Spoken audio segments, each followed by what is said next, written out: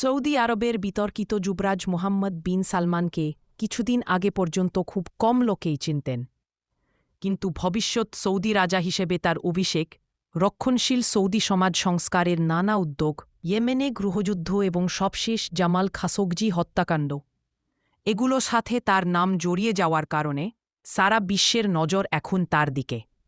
কিন্তু কিভাবে বেড়ে উঠেছিলেন এই প্রিন্স সালমান? তার শৈশব সম্পর্কে লোকে কতটুকু জানে? এর ওপরই খানিকটা আলোকপাত করেছেন বিবিসি আরবি বিভাগের রাশিদ সেক্কাই, যিনি শিশু প্রিন্স মোহাম্মদ বিন সালমানের গৃহশিক্ষক ছিলেন। তাকে ইংরেজি শেখাতেন। সেটা ১৯৯৬ সাল। আমি তখন জেদ্দার নামকরা স্কুল আল আনজালে পড়াই। তখন রিয়াদের গভর্নর ছিলেন প্রিন্স সালমান বিন আব্দুল আজিজ আল সাউদ, যিনি এখন সৌদি আরবের বাদশাহ এবং যুবরাজ মোহাম্মদ বিন সালমানের পিতা। প্রিন্স সালমান বিন আব্দুল আজিজ আল সাউদ তখন সাময়িকভাবে তার পরিবার নিয়ে জেদ্দা এসেছেন এবং তার দরকার হয়েছিল তার সন্তানদের জন্য একজন ইংরেজি শিক্ষক। প্রিন্স মোহাম্মদ বিন সালমান তিনি যোগাযোগ করলেন আমি যে স্কুলে পড়াতাম সেই স্কুলের সাথে। তখন আমাকে নিয়ে যাওয়া হলো রাজকীয় প্রাসাদে। আমার ছাত্র হলেন তার প্রথম বিয়ে থেকে জন্মানো কয়েকজন রাজপুত্র, প্রিন্স তুর্কি, প্রিন্স নায়েফ, প্রিন্স খালিদ এবং প্রিন্স মোহাম্মদ। আমি তখন জেদ্দার একটা ১৮টি এলাকায় একটা ফ্ল্যাটে থাকি। প্রতিদিন সকালবেলা ৭টার সময় একজন শোফার ড্রাইভার এসে আমাকে আল আনজাল স্কুলে নিয়ে যেত। বিকেলের দিকে স্কুল শেষ হলে এই ড্রাইভারই আমাকে নিয়ে যেত রাজপ্রাসাদে। প্রাসাদের গেটের কড়া পাহারা পার হয়ে যাবার পর গাড়িটি অনেকগুলো চোখ ধাঁধানো বাগানওয়ালা ভিলা পার হয়ে রাজকীয় প্রাসাদের সামনে পৌঁছাত। সামনের নিখুঁতভাবে সাজানো বাগানের পরিচর্যা করছে সাদা পোশাক পরা মালিরা। সেখানে একটি কার পার্ক দেখলাম, তাতে দাঁড়িয়ে আছে বহু বিলাসবহুল গাড়ি। একটা গাড়ি দেখলাম গোলাপি রঙের, মনে হল ওটা একটা ক্যাডিল্যাক। এই প্রথম আমি নিজের চোখে ক্যাডিল্যাক দেখলাম। রাজকীয় দুর্গে ঢোকার পর আমাকে স্বাগত জানালেন প্রাসাদের পরিচালক মানসুর আল শাহরি।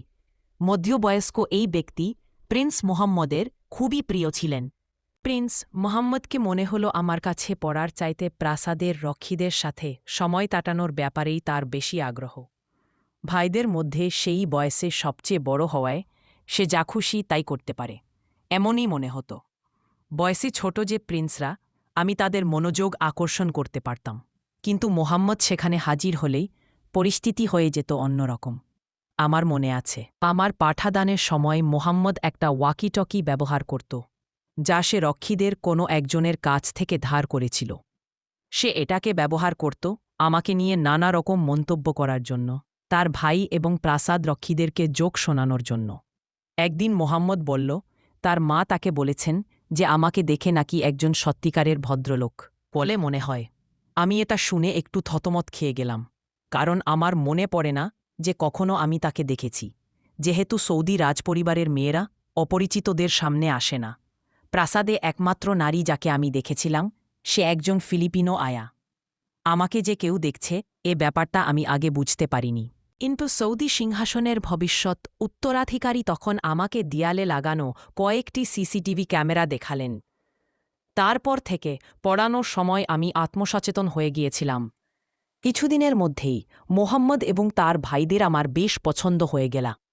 তারা ছিল রাজপুত্র এবং তাদের জগৎ ছিল অর্থবিত্ত বিলাসে ভরা। কিন্তু তাদের সাথে আমার স্কুলের ছাত্রদের বিশেষ কোনো তফাৎ ছিল না। তাদের জানার আগ্রহ ছিল, কিন্তু খেলাধুলা করতেই বেশি ভালোবাসত।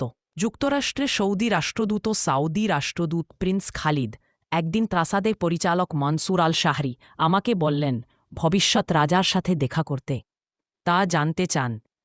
আমি ভাবলাম প্রিন্স মোহাম্মদের দুষ্টামির ব্যাপারে কিছু করার এটা একটা সুযোগ হলো। আমি প্রিন্স সালমানের অফিসের সামনে অপেক্ষা করছিলাম।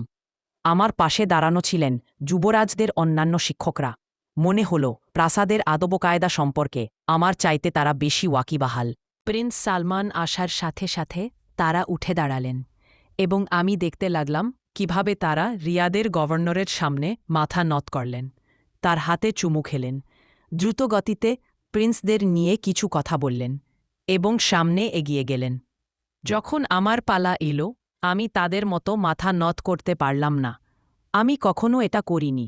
আমি আমার হাত বাড়িয়ে দিলাম এবং ভবিষ্যৎ রাজার সাথে করমর্দন করলাম।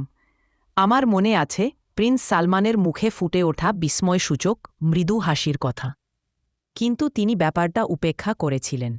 আমি তার সাথে কথা বলার সময় প্রিন্স মোহাম্মদের কথা তুলিনি, কারণ ততক্ষণে আমি সিদ্ধান্ত নিয়ে ফেলেছি যে আমি এ কাজ ছেড়ে দেব এবং যুক্তরাজ্যে ফিরে যাব। পরে মিস্টার আলশাহেরি আমাকে রাজকীয় আদবকায়দা পালন করতে ব্যর্থ হবার জন্য আমাকে অনেক বকাঝকা করেছিলেন। আমার ছাত্রদের মধ্যে প্রিন্স মোহাম্মদ ছাড়া প্রিন্স খালিদ যুক্তরাষ্ট্রে সৌদি রাষ্ট্রদূত হয়েছেন, তবে অন্য প্রিন্সরা জনসমক্ষে তত্ত্বাতা পরিচিত নন।